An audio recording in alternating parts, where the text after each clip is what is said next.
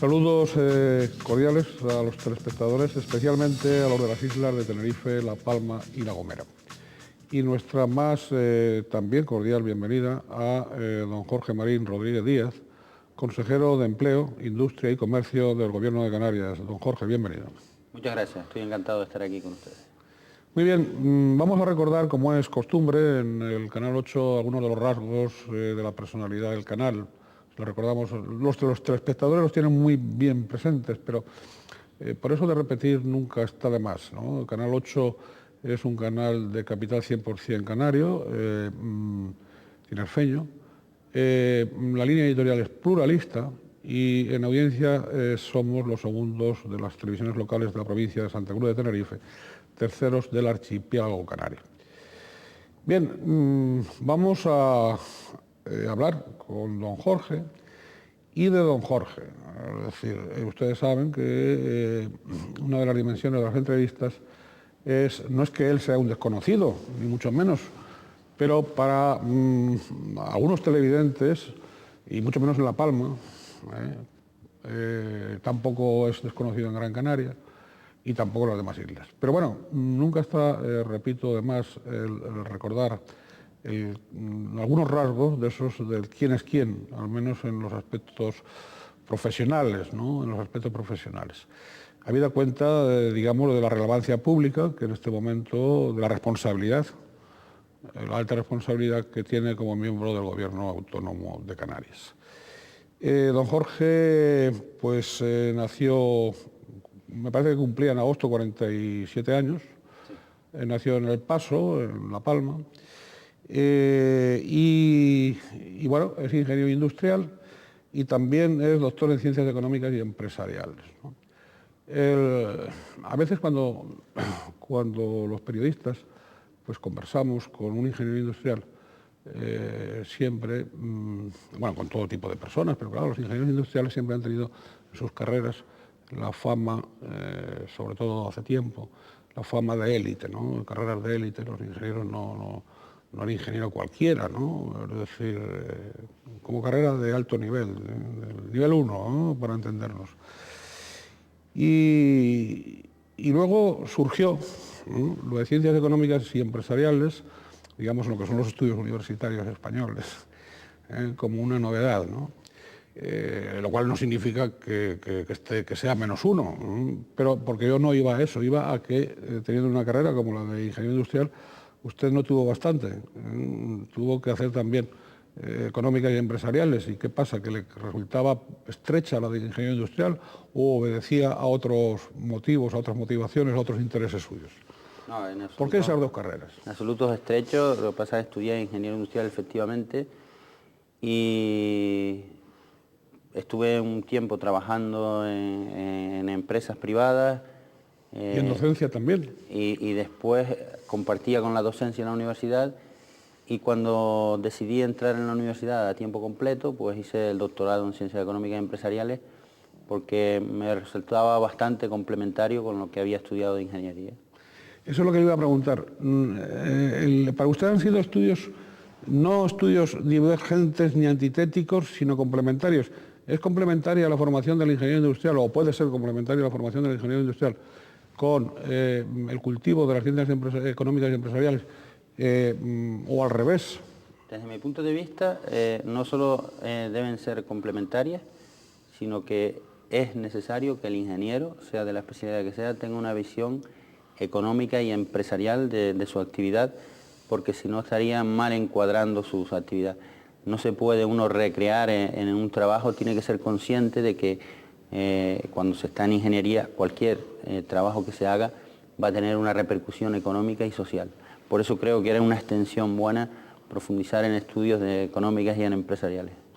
Bien, en la faceta docente, el señor Rodríguez fue profesor asociado de la Escuela Técnica Superior de Ingenieros Industriales y posteriormente profesor titular en la Facultad de Ciencias Económicas y Empresariales de la Universidad de Las Palmas de Gran Canaria.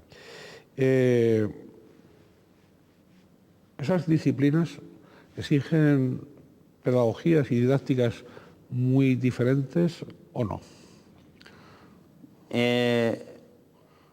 Yo creo que las disciplinas en un sitio, porque he seguido dando clases en los dos entornos. ¿Ha seguido en ingenieros industriales también? Sí, hasta junio pasado.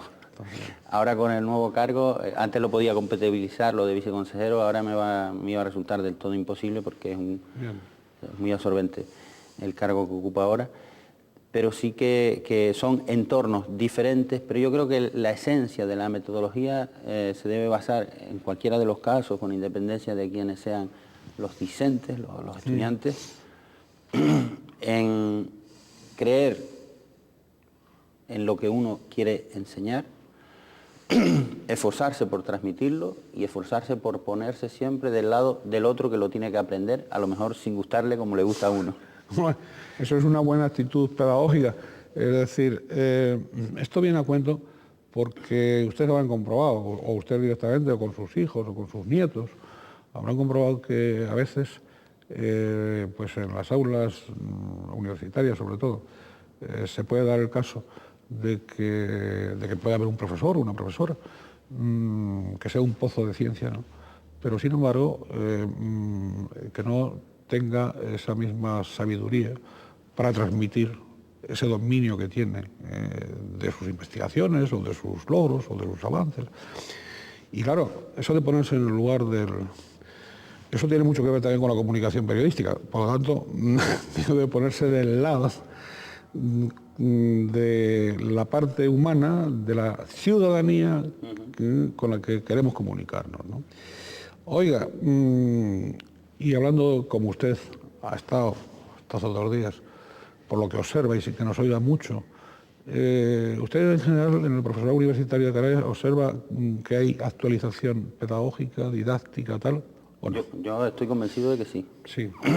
Existe un mito de que respecto a los funcionarios en general y a los profesores en particular, que yo creo que no tiene un fundamento estadístico. Es decir, la mayoría de la gente que conozco en cualquier cuerpo de funcionariado es gente que cree en su trabajo y es gente muy dedicada. En todas las profesiones hay un porcentaje, que ya no lo han estudiado los sociólogos de Palo Alto y Pasadena, hay un porcentaje de personas que están desencantadas de la vida, de su trabajo, y que ese pequeño porcentaje tiende a desnaturalizar la realidad de una profesión, sea la de profesor, sea la de político o sea la de ministro de una iglesia, ¿no? En general yo creo que sí. La experiencia que tenemos en la universidad que mejor conozco, que es la Universidad de Las Palmas de Gran Canaria, es que muchos profesores se apuntaban voluntariamente a procesos de mejora de la docencia, a incorporar nuevas tecnologías en la formación que ellos estaban dando. Yo creo que en general el profesorado de las dos universidades canarias tiene un nivel muy, muy bueno y un nivel que ha ido mejorando progresivamente en los últimos años, sin duda. Bueno, pues el profesor Rodríguez Díaz también ha sido vicerrector de Desarrollo y Nuevas Tecnologías, precisamente, de la Universidad de Las Palmas de Gran Canaria.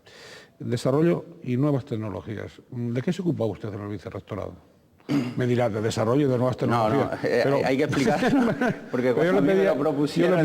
Yo le pedía una profundización, ¿no? Sí. En el tema. Bueno, llevamos los estudios de posgrado, la extensión universitaria, los programas formativos especiales para mayores, también llevamos la teleformación, que en la Universidad de Las Palmas llegamos a implantar 5 carreras oficiales en teleformación. También llevamos todas las nuevas tecnologías, la informática de la universidad, las comunicaciones, etc.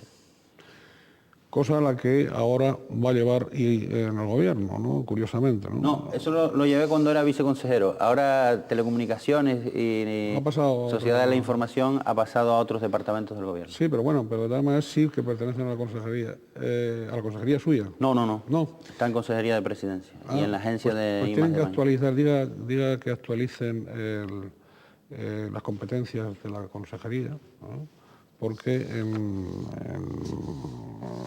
ayer mismo, hoy mismo, en la página web de la consejería, a usted le asignan la competencia de innovación tecnológica, comunicaciones e informática.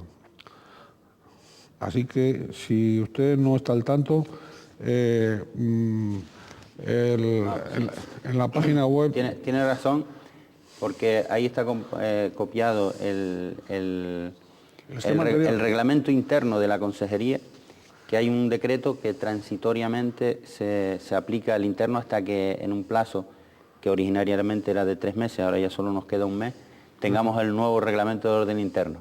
Pero cuando esté aprobado el definitivo, no desaparecerán las competencias. Pero de todas maneras, antes de que desaparezcan las competencias, y habida cuenta de su experiencia dentro del desarrollo, de la expansión de la Universidad de Las Palmas de Gran Canaria, sobre todo en nuevas tecnologías, ¿cuál es el panorama? ¿Cómo resumiría usted el panorama de las nuevas tecnologías en general en el archipiélago canario? Pues, ¿En qué momento estamos? Estamos en un momento a punto de llegar a la madurez, digamos. En Canarias ha habido un desarrollo importante en diferentes subsegmentos dentro de las nuevas tecnologías. Por ejemplo, en telefonía móvil estamos bastante desarrollados en cuanto a uso. En cuanto a cobertura, pues hay unos problemas por ciertas aprehensiones que se han generado con respecto a las antenas de telefonía móvil, que será necesario comunicar y demostrar su verdadero impacto, y que los ayuntamientos desarrollen unos planes para que hagan compatible la telefonía móvil con el derecho a la salud de las personas, pero yo creo que eso está en vías de resolución. La mayoría de los ayuntamientos ya se han puesto manos a la obra. Y respecto a la banda ancha también se está haciendo un esfuerzo, y el uso del ordenador e internet en los hogares ya estamos un poquito por encima de la media de España. El uso de internet y de ordenadores en las empresas también está empezando a estar en un nivel aceptable. Digo, a un punto de madurez, aunque no de dulzura completa, porque estar en la media de España tampoco significa estar en el lugar más avanzado, puesto que los países del norte de Europa están mucho más adelantados que España. Pero por lo menos hemos dado el primer paso, que es alcanzar la media española, y ahora trabajar conjuntamente con los restos de comunidades y del Estado para llegar a alcanzar al nivel medio europeo, que es nuestro objetivo. Su tesis doctoral, tengo curiosidad, ¿la centró también en las nuevas tecnologías? Sí, era metodología para el desarrollo de los sistemas de información. Bien, por lo tanto estamos en... Bien, hay que también ampliar la información de que don Jorge Marín Rodríguez se le asignan, corríjame, pero del orden de unos 30 y tantos proyectos de investigación relacionados, bueno, pues precisamente con el carácter comercial, el carácter social, sobre todo usted fue consultor de empresas, sí, en EDEI Consultores Sociedad Anónima. Muchos de esos proyectos, alrededor de 30 y tantos, han tenido ese énfasis, digamos, social y comercial. Sí, los proyectos de investigación de mercado, sí, y de opinión, había muchos que eran de marketing, en la etapa que estuve en la consultora, 6 años, sí, o incluso algunos que eran puramente sociológicos, ¿no?, de opinión, de comportamiento, y otros que eran más desde el punto de vista ya de las ventas de un producto determinado. En esa etapa, cuando trabajé más casi de sociólogo que de ingeniero, compartía trabajo con muchos sociólogos, de los que aprendí más, y psicólogos, que de los compañeros ingenieros, como es lógico, ¿no? Siempre me han gustado los equipos interdisciplinares porque uno tiene mayores oportunidades de aprender. Porque si 2 personas han cursado exactamente el mismo plan de estudios, aprender uno de otro es más difícil, ¿no? Y eso fue lo que me motivó, que después, cuando entré a tiempo completo en la universidad, pues me inclinara más por continuar con programas de doctorado y estudios más en el campo de las ciencias sociales. Bien, estamos con quien se ha incorporado tarde a la entrevista, con don Jorge Marín Rodríguez Díaz, consejero de Empleo, Industria y Comercio del Gobierno de Canarias, y estamos de alguna manera, antes de entrar, que ya vamos a entrar enseguida, en la materia de la consejería, un poco dando algunos trazos, digamos, para divulgar, para que ustedes conozcan mejor pues a uno de nuestros gobernantes, ¿no?, a alguien que tiene esa responsabilidad de consejero en el Ejecutivo Autónomo, ¿no? Porque evidentemente, estando al tanto de estos pasos previos, habrá telespectadores seguro que estarán en condiciones, si no lo conocen suficientemente, de calibrarlo de una manera más aproximada, ¿no? No desde tópicos, que a veces los políticos los encuadramos, y a quienes tienen responsabilidades de gestión, los encuadramos en una visión simplista de tal, y no. Hay de todo como en botica, como en todas las profesiones y como en todas las actividades humanas. Pero es bueno, porque en ocasiones pues, el estilo, el modo de gobernar, aquellos principios que se asumen, tienen mucho que ver con lo que ha sido la formación, el perfil, la personalidad, de alguna manera, que es lo que estamos intentando acercarles a ustedes en esta entrevista. Bien, supongo que sería la profesora Marisa Tejedor la que le propuso a usted en 2005 que fuese viceconsejero de Industria y Nuevas Tecnologías, se llamaba así, sí. Industria y Nuevas Tecnologías, dentro de la Consejería entonces de Industria, Comercio y Nuevas Tecnologías.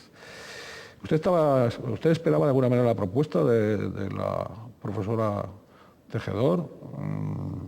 ¿La esperaba o la apuntó? En esa época no tenía... ¿Fue ella la que se lo propuso? Previsto, sí.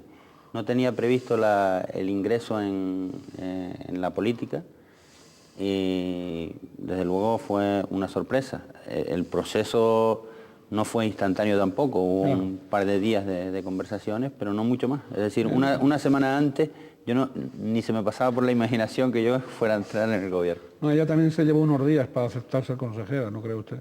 Como supongo que usted lo sabe. Oiga, ¿y usted por qué y para qué aceptó esa invitación? Básicamente, yo reconozco no tenía muchas ganas, no estaba por la labor porque estaba desarrollando una actividad que me satisfacía y que estaba siendo reconocida como vicerrector en la universidad, pero sí que me dieron un argumento que me hizo pensar, ¿no? Y que me hizo pensar en fondo y aceptarlo, ¿no? Y fue que me dijeron, tú muchas veces protestas porque se hacen las cosas mal, ahora tienes la oportunidad de intentar hacerlas de otra forma. Si no la aceptas, ese reto, no tienes derecho a protestar. Entonces me hizo pensar que es cierto que yo creo que todos en diferentes etapas en la vida tenemos no solo el derecho, sino la obligación de contribuir en lo que buenamente podamos a la comunidad. Y yo me lo tomé como una oportunidad de poder contribuir modestamente a la comunidad, ¿no?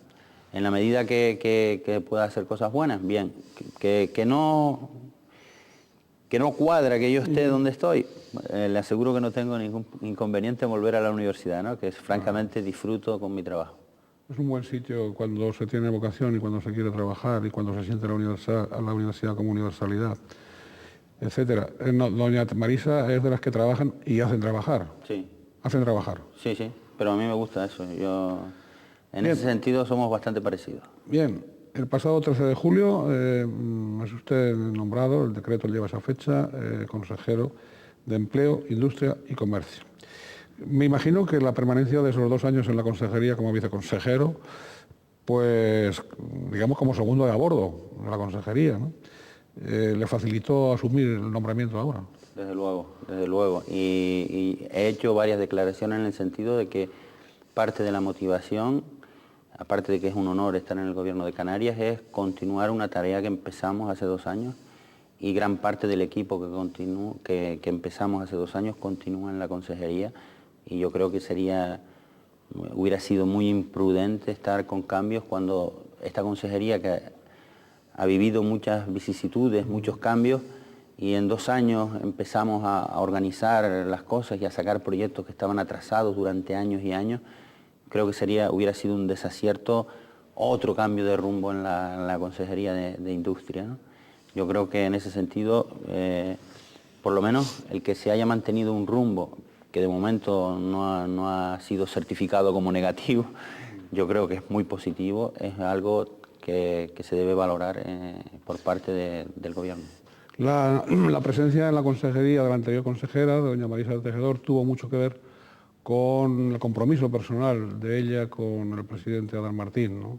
Entonces, como es público y notorio, y aquí mismo, en entrevistas en este mismo canal, hemos hablado con la doctora Tejedor de esos aspectos, ¿no? Ella el compromiso era acabar la legislatura. Ustedes accedieron a la consejería a mitad de legislatura Bueno, y se encontraron con una consejería pues como se la encontraron. Yo no voy a decir que usted critique cómo está la consejería, porque evidentemente ahora ustedes son, bueno, ustedes son el gobierno, ¿no? O Coalición Canaria, es socia o consocia o cogobernante con el Partido Popular, y no es cuestión, de buscar enfrentamientos cuando realmente los protagonistas no quieren tenerlos y hacen bien en no tenerlos. Ojalá sigan así. No solo, si me permite, Sí, sí. incluso en los 2 años anteriores, que no estábamos gobernando con el Partido Popular y que teníamos el apoyo parlamentario de otro partido, en este caso el Partido Socialista, en ningún caso, ni Marisa Tejedor, ni yo, ni nadie de la consejería hicimos críticas de la actuación pasada. Se llegó a la consejería que llegamos, hay que reconocer la realidad donde estamos, plantearnos a dónde queremos ir, pero con independencia de quién fueran las personas y quién fuera el partido que estuvo anteriormente, no tiene sentido cebarse en esas cuestiones porque no conduce a nada.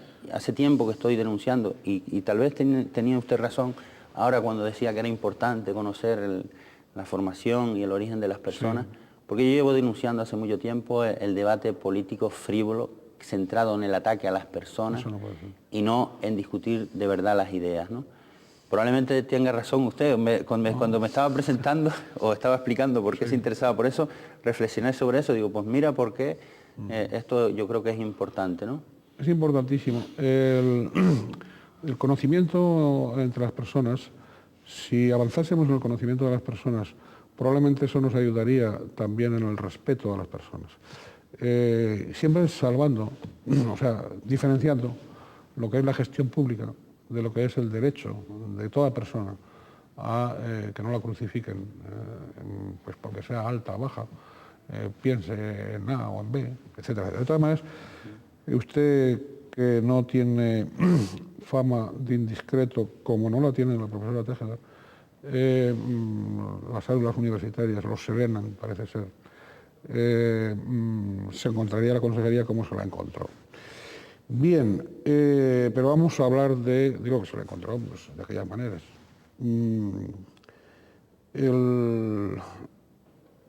Vamos a ver, empleo, vamos ya a la consejería en sí. Usted tiene las responsabilidades máximas de empleo, de industria y de comercio. Pues vamos a hablar de empleo, de comercio y de industria. Por eso, empleo. Yo le pediría, si es tan amable, que nos explicase las líneas básicas de actuación que usted se ha planteado desde 2007 a 2011 en materia de empleo. Líneas básicas, objetivos básicos. Los objetivos básicos en empleo, los muy básicos, serían continuar con la línea de crecimiento de empleo que llevamos, que es extraordinaria, aun cuando el paro Ahora no últimamente desciende. Dice que hay algunas constructoras que han empezado a rescindir contratos o a anunciar crisis. Más bien anunciar. Yo prefiero no hablar de crisis, eso no está en absoluto constatado, y favorecer el clima de derrotismo, de crisis, de fracaso, no va a beneficiar a nadie. Desde luego, no hay datos estadísticos que corroboren ese dato de crisis. Yo estaba hablando con algunos grandes empresarios de diferentes sectores y no está claro que estemos en crisis, ni mucho menos. En cualquier caso, habrá tiempo de analizar esos datos con el tiempo necesario para poderlos juzgar. A día de hoy no hay datos que hagan pensar en una crisis exagerada o profundizada, ni mucho menos. Pero lo que decía con respecto al empleo... La línea básica, sí, los objetivos básicos. Es intentar conseguir cifras asumibles como pleno empleo, en torno al 6-7% de desempleo. Bajar eso, reducir eso en Europa es imposible por la dinámica del mercado laboral.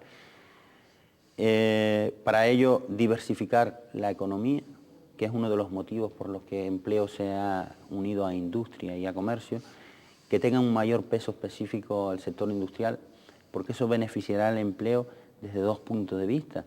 En el sector industrial los empleos son más estables y además mejor remunerados. Cuando se dice que en Canarias los salarios son inferiores a la península, aparte de que son ligeramente inferiores a los de la media, no exageradamente, Solo hay 5 comunidades que retribuyen mejor que Canarias y son las 5 que tienen más industria que Canarias. Porque es por sectores, el sector turístico Canarias no retribuye menos que ningún otro sector de ninguna comunidad, ni el sector agrícola, es que en la industria, en cualquier país desarrollado, retribuye mejor y tiene empleos más estables. Como la industria en Canarias tiene un peso muy pequeño, pues al calcular la media salarial sale un poquito más baja. Pero es bueno no solo por aumentar la estabilidad y la retribución salarial media en Canarias, que haya un sector industrial más potente, sino también porque ayuda a estructurar mejor la economía, a diversificar las fuentes de ingresos o de creación de riqueza, no basándolas en torno a un monocultivo exclusivo. Que desde luego el turismo va a seguir siendo la locomotora de la economía canaria durante 20, 30 años, ojalá más. Pero acompañando a ese motor habrá que poner otros pequeños motorcitos, como si fuéramos un coche híbrido de esos que ahora están de moda, que tienen motor de gasolina, pero también eléctrico, pero también de... Pues algo de eso, así la economía será más robusta y todos estaremos más tranquilos, ¿no? Sí, pero la diversificación de sectores, digamos, es una cantinela que yo creo que desde el principio de la preautonomía se viene repitiendo en Canarias de una manera muy machacona, ¿no? Es decir, el objetivo está, o sea, el panorama está claro, tenemos un sector servicios y un sector turístico, digamos, que es el que prioritario, el tal. Después tenemos una industria más o menos testimonial y una pequeña industria, muy pequeña, muy de taller, muy para entender. Sí. El comercio y la agricultura y la ganadería a efectos, digamos, de subvenciones. No voy a decir que no existen, porque si no, en La Palma sobre todo, pues se van a quejar con razón los del subsector platanero, ¿no? Entonces, digo como se les nombra el tema de... además hay que seguir defendiendo plátano, la agricultura canaria y la ganadería canaria. Pero en este momento sí, en este momento son sectores, digamos, que casi han desaparecido, vamos, se han quedado como residuales, ¿no? Como muy descompensados, para entendernos. Estoy de acuerdo. Eso es así.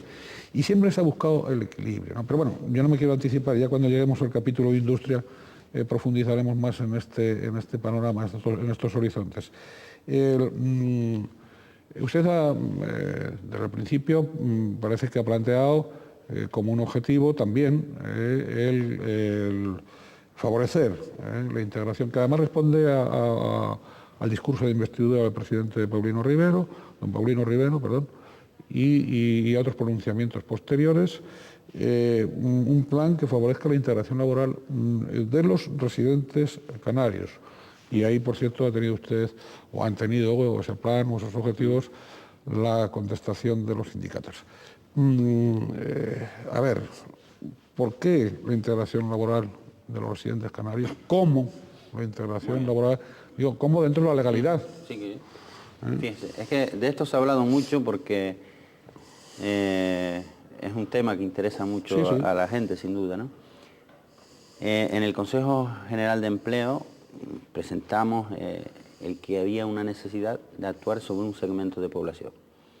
En Canarias ya existen planes especiales que discriminan positivamente a la mujer. Dese cuenta que de 2005 a 2007, en solo 2 años, la tasa de empleo de la mujer ha subido del 41 al 45%. Gracias a esas políticas que discriminan a favor de la mujer.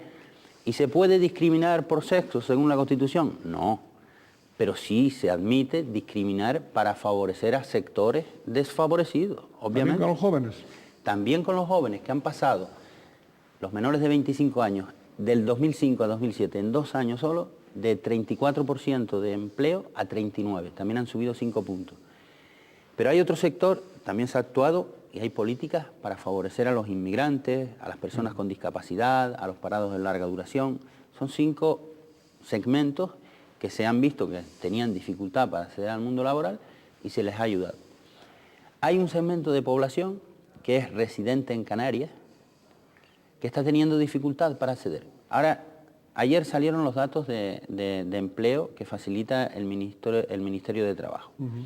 Dice que en Canarias hay 1.115 personas, en septiembre se apuntaron 1.115 personas más registradas en situación de desempleo, en el paro.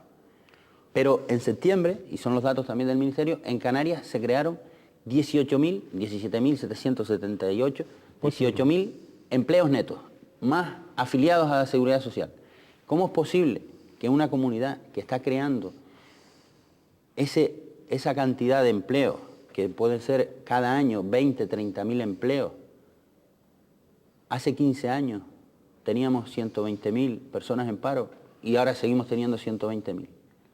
Porque hay un segmento de población, residente obviamente, que está teniendo dificultad para competir en el mundo del trabajo. Y tiene dificultad, a falta de ahondar en los estudios que estamos dispuestos a ahondar, básicamente por dos motivos. Porque tienen dificultad para la movilidad, y hay personas que si residen en el norte de La Palma no pueden ir a trabajar al sur, o personas que si residen en Tenerife no pueden ir a trabajar a Fuerteventura, y porque tienen su movilidad reducida, porque tienen personas mayores o menores o dependientes a su cargo, no pueden competir con una persona que viene de fuera de Canarias que le da exactamente igual trabajar en Tenerife que en Fuerteventura que en el norte de La Palma. Eso es una desventaja. Hay otra que también está identificada. Hay un segmento de población en Canarias que no ha finalizado sus estudios de enseñanza secundaria ni sus estudios de formación profesional, que está teniendo dificultad para encontrar trabajo y competir con personas que están llegando de otros países, muchos de Europa del Este, o de la Unión Europea, que tienen una formación que no les permite a los residentes en Canarias competir. Y cuando hablo de residentes en Canarias, tenemos apuntados en esa situación personas que han nacido en Mongolia, en Corea del Norte, por supuesto en muchísimos países de Latinoamérica, de Europa, pero son personas que están viviendo aquí con nosotros, y el gobierno de Canarias tiene el compromiso de buscar soluciones a las personas que viven en Canarias. Y como hay una bolsa de unas 100.000 personas que tienen dificultad para competir en el mundo laboral, la propuesta es: hagamos algo para ayudarlos a competir en igualdad de condiciones que otros que están viniendo de fuera y tienen más ventajas. Claro. Es así de sencillo. ¿Y qué se va a hacer? Aparte de incrementar la formación profesional, pues, aparte de animar, en fin, siga. ¿Qué es lo que van a hacer? Bueno, se pueden hacer, mira, la medida de dar una formación específica para este sector. ¿Y qué hicimos para discriminar favorablemente a las mujeres? ¿Prohibimos trabajar a los hombres? No, evidentemente no. ¿Qué hicimos? No se podía, ¿no? Planes de formación especial para las mujeres, donde se discriminaba, y si eras mujeres tenías ventaja y tenías mejor formación. Planes especiales de integración de la vida familiar con el trabajo, porque muchas mujeres tienen la dificultad del trabajo porque son responsables de la vida familiar. Planes para mejorar la movilidad de esas mujeres. Planes para financiar guarderías para que las mujeres puedan trabajar. Pues lo mismo, si le estoy diciendo que las dificultades que identificamos son la movilidad de las personas, pues hagamos planes para darles movilidad a estas personas. Pero se la damos a las personas que más lo necesitan, los que llevan ya muchos años sin poderse mover, no el que acaba de llegar. Claro. Si no se puede mover, prestemos atención, porque eso hay que ir ya. Las soluciones macro en empleo ya se acabaron, ya hemos creado 420.000 puestos de trabajo en 15 años. Más de la mitad de lo que prometió Felipe González, que no creo. Y solo en Canarias. Pues bien, en empleo, las soluciones macro están bien enfocadas. Ahora tenemos que ir a soluciones micro. Si detectamos que hay una bolsa de empleo en el norte de La Palma, de desempleo, o en el norte de Tenerife, hagamos un plan de intervención con las empresas que se van a radicar en el norte de La Palma o en el norte de Tenerife, para que nos digan las necesidades de formación que van a tener y formar a esas personas que ya viven allí y no tengan que traerlas de otro sitio. Claro, eso es lo que le iba a decir, porque en una sociedad libre de mercado como la nuestra, luego está el empresariado, que el empresariado va a contratar, no va a estar discriminando, generalmente el empresariado contratará a los a quienes mejor le hagan el trabajo y a ser posible a los que les cobren menos. Es decir, digamos también eso, es decir, aquellos que rindan más con sueldos más bajos, ¿no? Sí. Puede estar ocurriendo también, digamos, entre la población isleña, el que se desprecien determinadas actividades y que se desprecien sobre todo porque, primero son exigen un esfuerzo especial y segundo, no están suficientemente remuneradas. Sí. Actividades laborales que sí aceptan los que acaban de llegar. Sí, pero eso sucede en todos los países avanzados, no hay que rajarse las vestiduras, No, como he oído por ahí, que no lo digo por usted, sino por lo que he podido leer y oír, como que he llegado a oír, incluso de entornos sindicales, que es que los canarios no quieren trabajar. No es así. Los canarios estamos en una etapa de nuestra historia y de nuestro desarrollo económico y social y aspiramos a unos ciertos puestos de trabajo que están surgiendo en la economía canaria. Pero en todos los países avanzados, y de eso tenemos experiencia en Canarias, que hemos sido emigrantes, ¿no? Mis padres, mis abuelos, mis bisabuelos fueron todos emigrantes, y tenemos esa experiencia de un lado y del otro en Canarias. Entonces, sí que hay, como en todos los países desarrollados, puestos de trabajo que a la población les gusta, no les gusta, tienen derecho a elegir de todo el abanico que hay. Tampoco es cierto, no me lo creo, que es que los canarios no quieran ocupar un puesto X. Dígame usted un puesto de trabajo en el que no haya canarios. Hay canarios y gente procedente del extranjero. Lo que pasa es que es necesario también a las personas darles una oportunidad de un primer trabajo y después acompañarlos, que es una de las propuestas de este plan, acompañarlos en el desarrollo profesional, de tal manera que una vez que empiecen a trabajar, esto también hay que decírselo a los trabajadores, uno no obtiene a la primera el trabajo de su vida, sino hay un desarrollo profesional y el gobierno tiene que prestar apoyo al desarrollo de estas carreras profesionales para que en un plazo de 4, 5, 8 años estén en un puesto de trabajo que les satisfaga.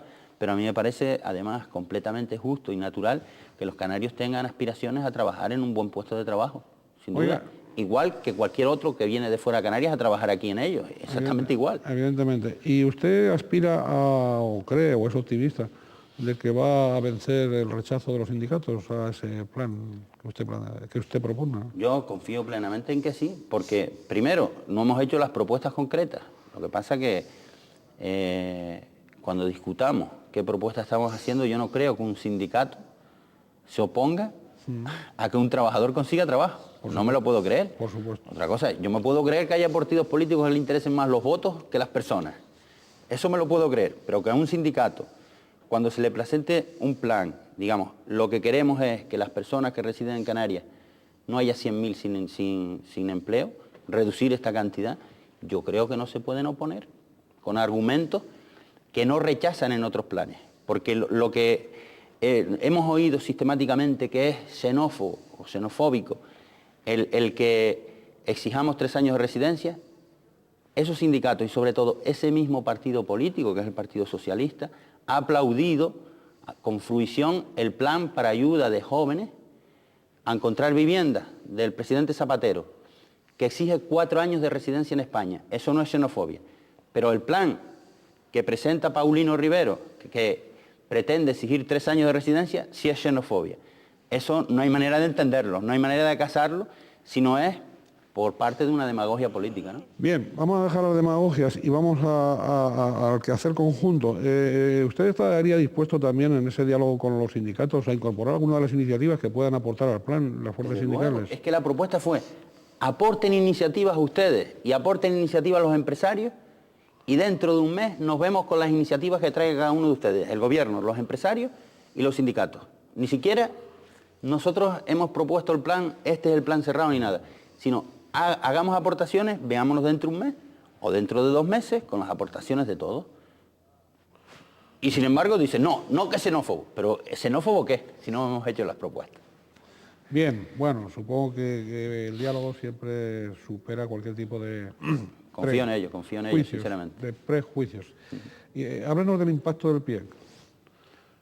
¿El impacto del? El pacto del PIEC.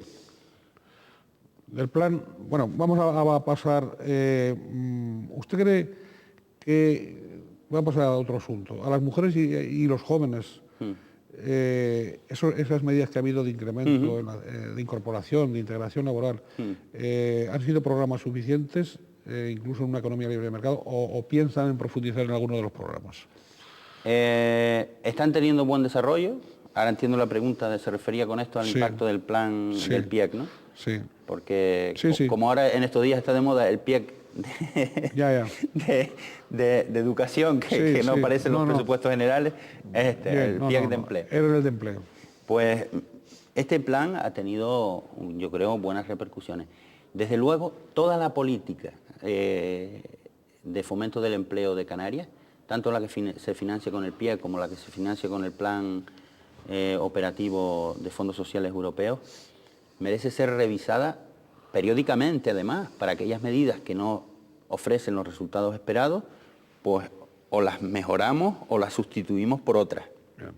En eso estoy de acuerdo con los sindicatos que han propuesto revisar todo el sistema de fomento y mejora del empleo, por supuesto, pero además debe ser una revisión periódica, es decir, incluso cada 6 meses una revisión corta y cada año una revisión en profundidad, y las medidas que no funcionen son corregidas o sustituidas. Bien. Vamos con el comercio ya de un modo un poquito intensivo, digamos, ¿no? ¿Cuál va a ser la política de la Consejería ante la apertura de los comercios, de la posible apertura de los comercios en domingos y en festivos en determinadas ciudades, Santa Cruz, La Laguna, otras ciudades? Primero, ¿Cuál va a ser la actitud de la Consejería? De eso también hay un debate sobre eso, que por eso yo creo que no está muy fundado, porque se dice que la Consejería defiende esto.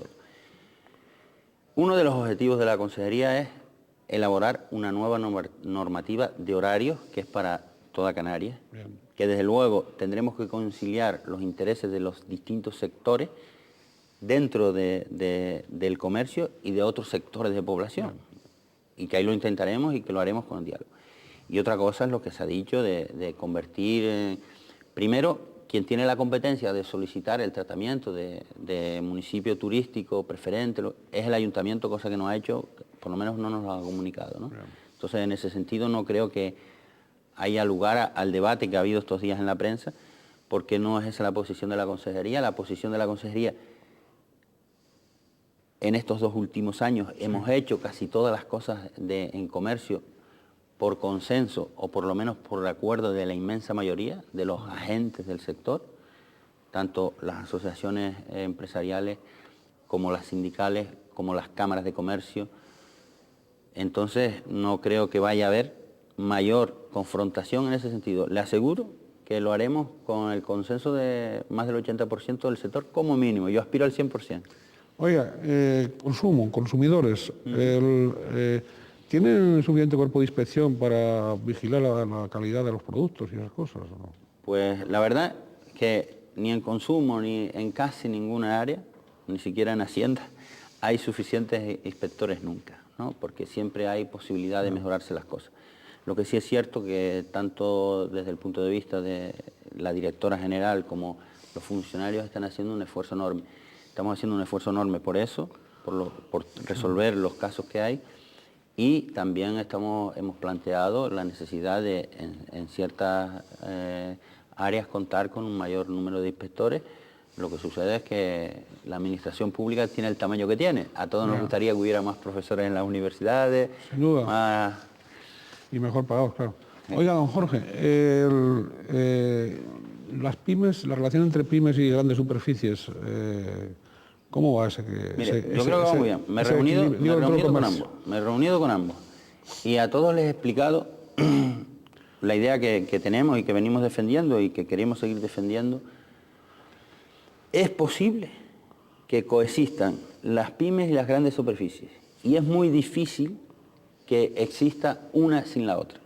De tal manera que con los programas de zonas comerciales abiertos y defender el comercio tradicional canario, eso es perfectamente compatible con que una gran superficie, no un hipermercado, pero sí un supermercado de cierta entidad, sea uno de los polos de atracción de una zona comercial que si no, no tendría la fuerza de atracción necesaria para que ese centro comercial abierto pudiera tener su atracción. Y de hecho hay ejemplos en las islas donde a veces con algún alcalde que se opone a alguna gran superficie o lo que sea, digo, pero no se da cuenta que si el municipio de al lado la acepta, no solo se va a beneficiar de tener un comercio allí importante, sino que probablemente muchos de los pequeños comercios que ahora están en su municipio se irán al lado, porque eso ya ha pasado. Dice, claro. La verdad es que tienes razón. Lo que hay que explicar esto, y en eso ya hemos tenido muchas reuniones, lo seguiremos explicando, que es posible. Y también es necesario, y en eso estamos haciendo un esfuerzo en los últimos años y pensamos continuarlo, en ayudar a los pequeños comercios en algunas estrategias para mejorar su competitividad. Por ejemplo, tienen que cooperar más entre sí, en elementos de gestión, en compras, en imagen, en generar una marca común, claro, de una zona comercial concreta, y en la medida que sean capaces de cooperar para competir, claro, mejorarán su situación y además podrán incluso beneficiarse del poder de atracción que pueda tener una gran superficie. Sumar en lugar de dividir. Bien. No es fácil, pero se puede hacer. Claro que no es fácil. Oiga, ¿y es fácil que las cámaras, o sería fácil que las cámaras de comercio, oficiales de comercio, industria y navegación, funcionasen, digamos, sobre todo en las elecciones, de una manera menos compleja?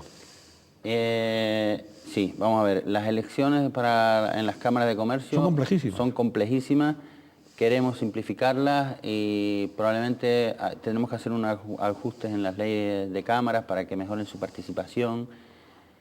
Y sí que queremos, por ejemplo, implantar la firma electrónica para el voto electrónico en las futuras elecciones, con lo cual mejoremos la participación de todos. Es cierto que ese sistema hay que mejorarlo. Sin embargo, también puedo decir que en los últimos años las cámaras han ido ofreciendo a los empresarios en general una serie de servicios que están haciendo que cada vez sean más valoradas, ¿no?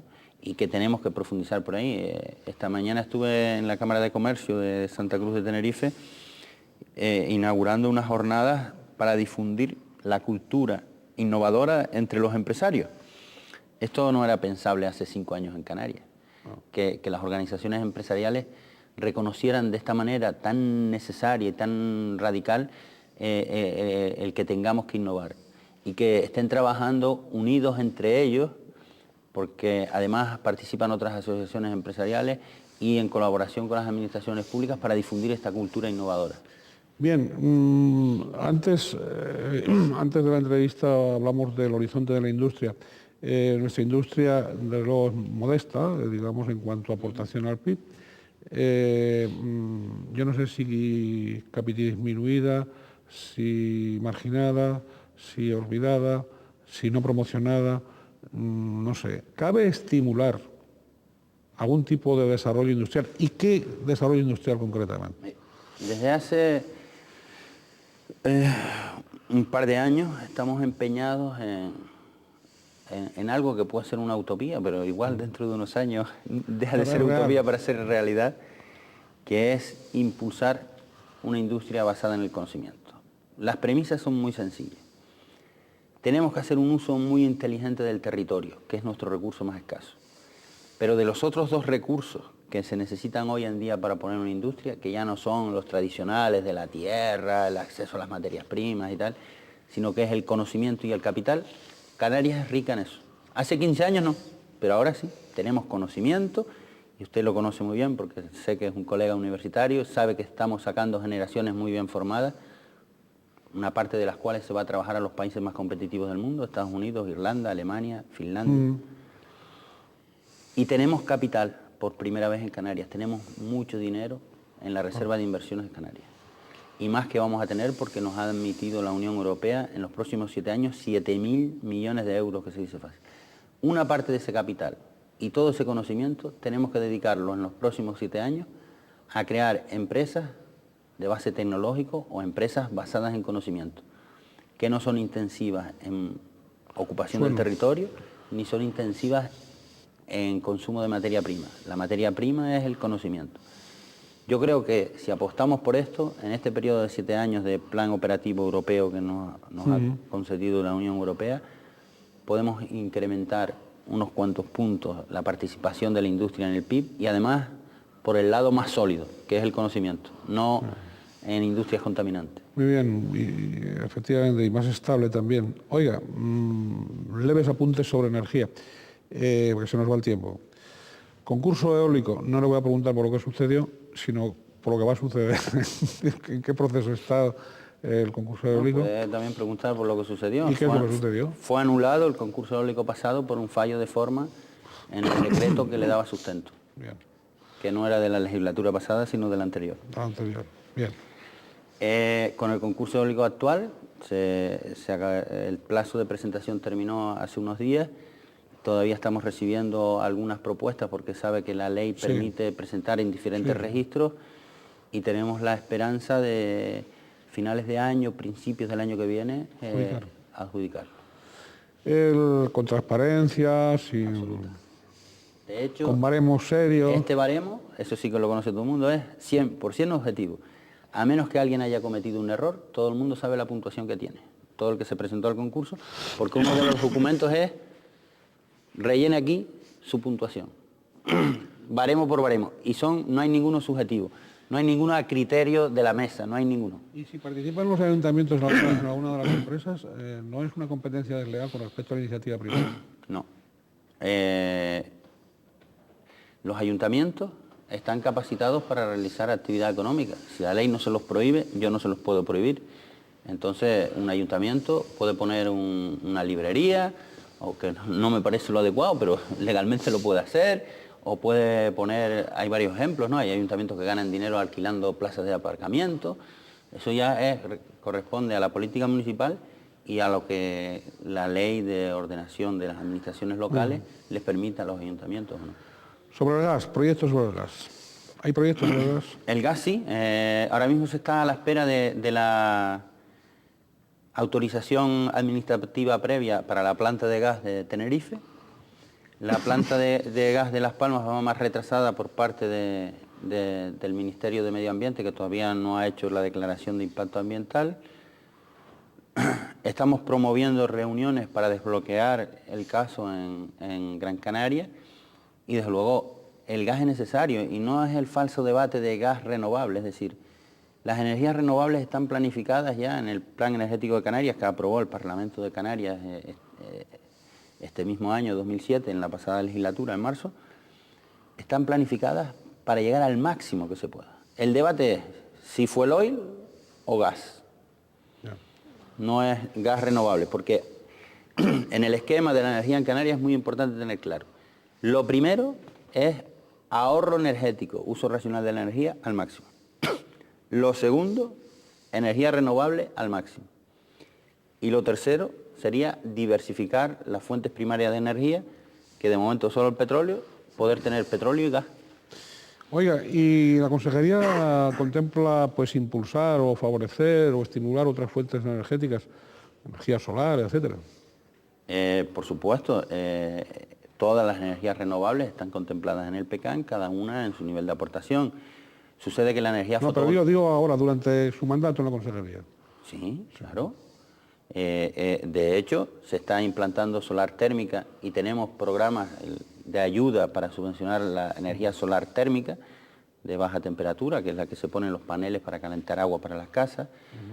La convocatoria, el plan de energía fotovoltaica, que ya ahora mismo hay un plazo de 1 año, que ya lo publicó el Ministerio, para instalar fotovoltaica a una tarifa muy primada, que en realidad la retribuyen 10 veces más que si produce la electricidad con gasoil. Y se está apoyando programas de investigación de otros tipos de energía que todavía no son comercialmente viables. Estamos estudiando a fondo y hay colaboración por parte de diversas empresas del sector y se lo hemos comunicado al Ministerio, el implantar centrales hidroeólicas, como el proyecto que tenemos en el Hierro, de que el Hierro podrá ser 100% renovable en electricidad en unos años, poner centrales hidroeólicas, y bombeos, hidrobombeos, en Gran Canaria, en Tenerife, en La Palma, ver la posibilidad de hacerlo en Lanzarote, en Fuerteventura, de tal manera que cuando tengamos mucho viento podamos bombear agua en altura y cuando haya menos viento turbinar el agua y producir electricidad. Bien, pues, señor consejero, se nos ha ido el tiempo. Habíamos hablado antes de empezar la entrevista que podía resultar corto y así ha sido. Sí, me ha parecido corto, ha sido un placer hablar con usted. Ha habido muchos aspectos que se han quedado fuera, pero bueno, es la primera entrevista que tenemos con don Jorge Marín Rodríguez Díaz como consejero de Empleo, Industria y Comercio del Gobierno de Canarias. Le solicitaremos que, pasado un tiempo y que periódicamente podamos conversar, podamos entrevistarlo ya con aspectos, si no de resultados, sí de cómo marchan esos planes que hoy ha explicado, ha dado, ha esbozado, y sí le rogaremos que acepte esa invitación para que, pues, ante los televidentes se comunique usted directamente, puede usted hablar directamente, como está haciendo, de esas inquietudes, de ese trabajo en equipo, de ese equipo que usted dirige. ¿Está satisfecho con ese equipo? Completamente, se lo aseguro que muy, muy satisfecho, y la verdad que no se me ocurre cómo mejorarlo. Porque trabajan todos. Mucho. Bien. Yo les digo que solo les exijo que trabajen al 110%. Muy bien. Porque a ellos les exijo un poco menos que a mí. Muy bien, pues muchas gracias. ¿Desea usted agregar algo? No, simplemente darle las gracias a usted, que ha sido muy agradable, ha hecho muy agradable esta entrevista, y al Canal 8 por la oportunidad que me brinda en exponer los planes, sabiendo que puedo recibir críticas y que además soy muy receptivo a las críticas, porque solo del diálogo se produce la optimización o la mejora de los resultados. Esa es una actitud inteligente, señor consejero, escuchar las críticas y tratar de razonar con las razones que son opuestas a veces a las que uno mantiene. Entonces, primero porque pueden variar las propias y segundo porque pueden reafirmarse también. Sí. Es decir, no solo es tal, pero en todo caso es un método de pensamiento y un método de trabajo y un método de reflexión muy interesante. Muchas gracias de parte de Canal 8, de todos nosotros, a don Jorge Marín Rodríguez Díaz por haber aceptado esta invitación, esta entrevista. Emplazarle para que en un próximo futuro, ya he dicho el que sí, venga a conversar con nosotros. Y a todos ustedes, pues agradecerles su concurso, agradecerles siempre el que estén en el canal, el que nos comenten, como nos comentan los distintos programas y nos hacen ver sus puntos de vista, y sobre todo que vayan profundizando en las propias cosas. No hay que dejar que los gobiernos, que los alcaldes, que los cabildos se manejen por sí mismos. Hay que participar, y hay que participar desde la condición de ciudadanos, que es una condición muy importante en un sistema democrático.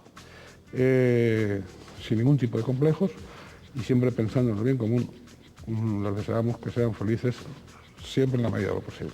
Hasta un próximo programa.